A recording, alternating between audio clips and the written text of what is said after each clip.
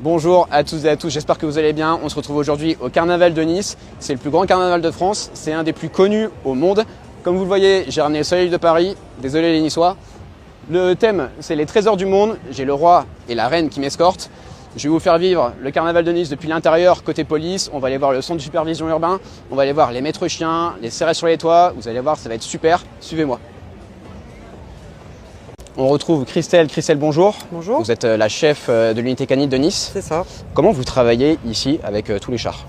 On se répartit, on est plusieurs équipes cynotechniques à être spécialisées en recherche d'explosifs. D'accord. Et on a là aujourd'hui 16 chars à décontaminer.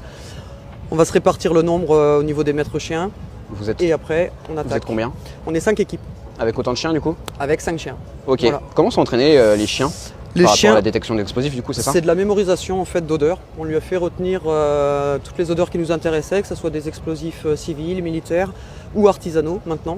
D'accord. Et le chien, quand il repère l'odeur qu'on lui a fait mémoriser, va nous la marquer, nous la montrer, soit en s'asseyant, soit en se couchant.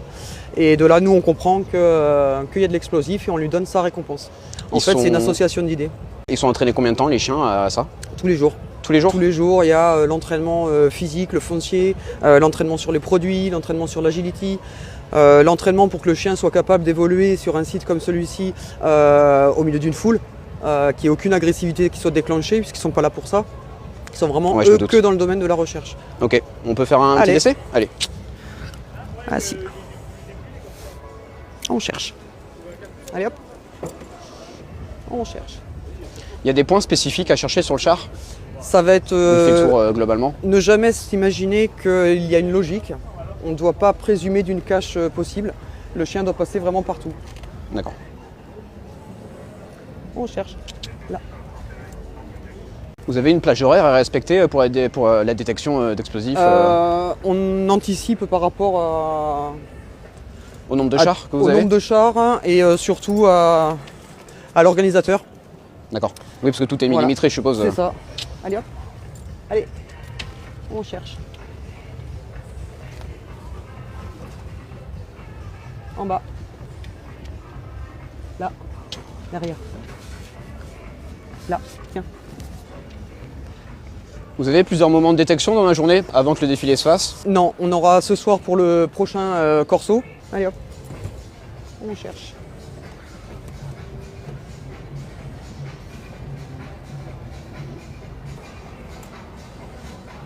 Et là. Donc là, elle est en train de me montrer qu'il y a un produit qui est caché en dessous. Sa spécialité, c'est qu'elle se met à chouiner un tout petit peu. Et voilà, et elle bouge plus. Et elle attend, elle va pas. Et elle attend. Est-ce que tous les chiens ont des moyens, si je peux dire, des détections différentes? Ils vont gratter, ils vont chouiner Alors gratter, jamais. Oui, bah ouais. En explo. C'est bête. Voilà.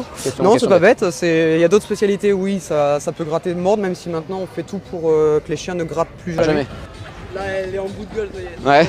Mais non, c'est vraiment. Elle s'appelle comment? Mystique. Elle a quel âge? 6 ans et demi. D'accord. Et ils sont entraînés depuis tout bébé, non, c'est ça? On les récupère entre 10 mois et 2 ans. D'accord, c'est bon. Ça marche. Je te la rends.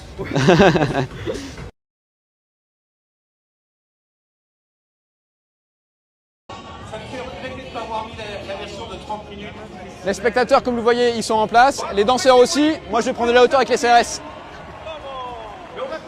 On est arrivé sur les toits. Je suis avec le binôme observateur-tireur Yannick et James. James, salut. Salut. Est-ce que tu peux m'expliquer ta mission ici au Carnaval de Nice? Alors, notre mission principale, c'est surtout d'assurer la sécurité des spectateurs. Aujourd'hui, c'est le Carnaval de Nice. Donc, nous sommes là dans le cas d'un attentat, d'une personne qui veut troubler l'ordre public.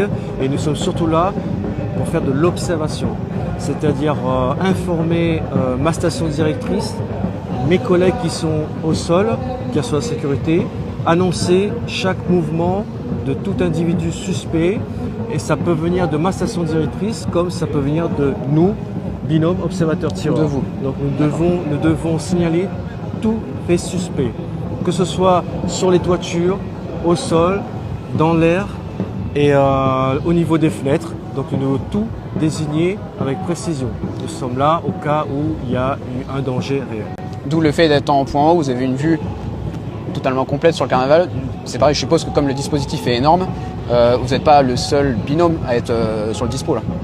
C'est bien fait de le préciser, effectivement, nous avons aussi un deuxième binôme parce qu'il est évident que, comme tu le constates, on a un secteur d'observation qui est limité, donc nous sommes obligés de placer un autre binôme à un autre endroit pour pouvoir une meilleure observation.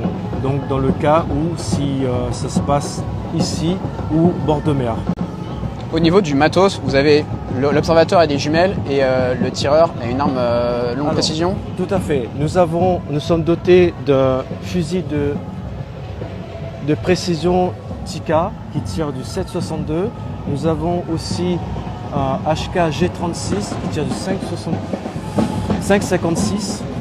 Un télémètre parce que nous avons besoin aussi de calculer notre distance si nous devons faire feu à 100 mètres, 200 mètres, 300 mètres et au-delà. Donc 2 paires de jumelles, un télémètre, une trousse de secours. Si nous sommes attaqués sur notre point d'observation, nous avons de quoi riposter. Vous êtes vraiment autonome en fait. Tout à fait, nous sommes autonomes. Bon bah merci pour toutes ces informations, De James. rien. Et je te laisse continuer ton boulot. Ça marche? Ça marche, merci. Allez, à plus. Dans la rue Paradis, derrière là, le mur, au niveau du dernier étage, il y a des travaux. Apparemment, il y a un mec avec une cagoule en train de prendre des photos. Ah bon? Ouais, bah, moi il m'a dit une cagoule. Mais par contre, j'ai bien précisé qu'on n'a aucune visu puisqu'il y a le bâtiment qui nous gêne. Donc ça doit être derrière, vraiment derrière. James, j'ai vu que tu as eu un appel de la SIC, il s'est passé quoi? Oui, tout à fait. On vient me signaler un individu qui se trouve dans la rue de Paradis, au dernier étage. Un individu encagoulé qui prenait des photos. Donc j'ai précisé que j'avais pas d'observation à ce niveau-là. Donc il fallait passer le relais au deuxième binôme observateur-tireur.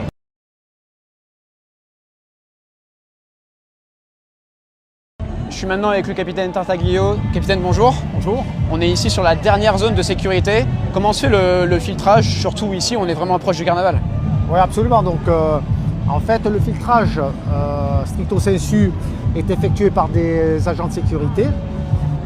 Concernant le dispositif CRS, donc nous mettons un binôme en appui des agents de sécurité qui permet de les assister le cas échéant, qui permet également de vérifier que ce filtrage soit fait de manière efficiente.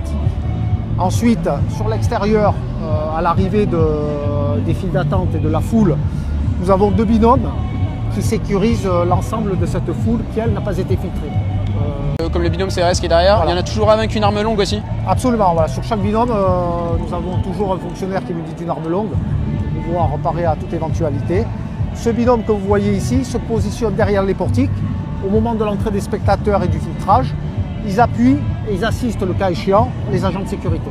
Ok, et s'il y a le moindre problème, eux ils ont le droit de, comme les agents de sécurité, je suppose, de fouiller et de pouvoir renvoyer quelqu'un s'il y a un danger quelconque. Absolument, donc en vertu de la réquisition de M. le procureur de la République du tribunal judiciaire de Nice, ils peuvent effectuer des contrôles d'identité sur toute personne qui veuille entrer dans le périmètre de protection. Ils peuvent également assister ou intervenir à leur initiative ou à la demande des agents de sécurité. Bon, vous l'aurez compris, hein, le périmètre de sécurité, en tout cas ici, est complètement hermétique. Capitaine, merci beaucoup. Merci. Pour ces informations.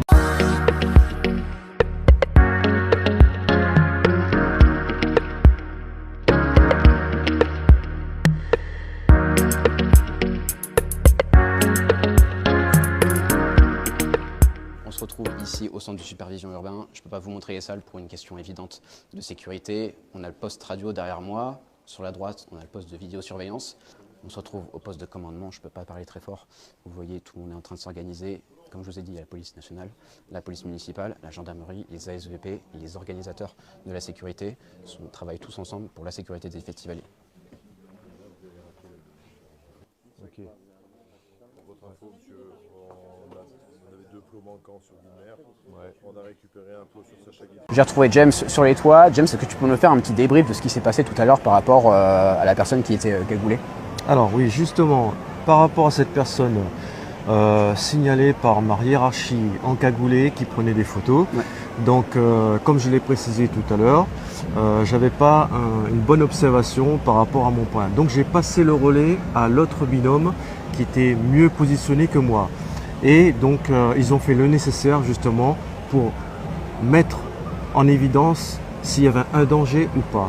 Donc, ils ont fait une vérification, ils ont envoyé les services compétents sur place pour lever le doute. Et en finalité, il n'y a rien à signaler. C'était tout simplement une personne qui voulait prendre quelques photos, mais rien de danger, RAS pour cette situation qui est redevenue normale. Rien d'inquiétant. Rien d'inquiétant. Le carnaval peut continuer ses festivités. Tout à fait. Super, merci à toi. De rien. La nuit est tombée ici sur le carnaval de Nice. J'ai rejoint le commissaire Malavert. Bonjour commissaire. Bonjour. Est-ce que vous pouvez nous expliquer le dispositif de ce soir? Alors ce soir, le dispositif autour du carnaval de Nice s'articule avec un dispositif d'équipage fixe pour tenir l'ensemble du périmètre du carnaval et un dispositif d'équipage mobile pour sécuriser à la fois les alentours de tout le carnaval et l'intérieur du périmètre du carnaval. Sur chaque entrée, on a des agents de sécurité qui font des palpations sur les personnes qui ont des billets et qui peuvent entrer dans le carnaval. Comme ça, on est sûr que les personnes qui rentrent dans le carnaval n'ont pas d'objets dangereux pour eux-mêmes ou pour autrui. Je suppose que le dispositif, il est quand même beaucoup plus large et intense entre guillemets par rapport à avant les attentats, comme on peut s'en rappeler. Oui, effectivement, au vu de la menace terroriste qui est toujours prégnante sur l'ensemble du territoire et particulièrement à Nice avec plusieurs attaques terroristes, on a un dispositif de sécurisation qui prend en compte l'ensemble des menaces qui ont pu être répertoriées avant l'événement pour pouvoir sécuriser au maximum cet événement et que tout se passe bien.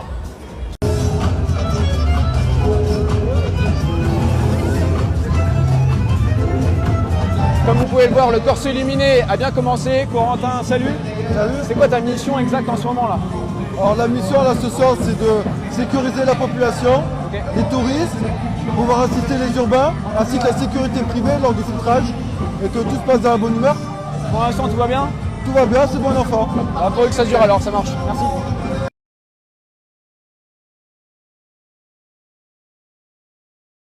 C'est la fin de cette journée ici au Carnaval de Nice pour les 150 ans. J'espère que le contenu vous aura plu tout au long de la journée. Vous avez pu voir que la police nationale a déployé des moyens qui sont colossaux au niveau matériel et humain.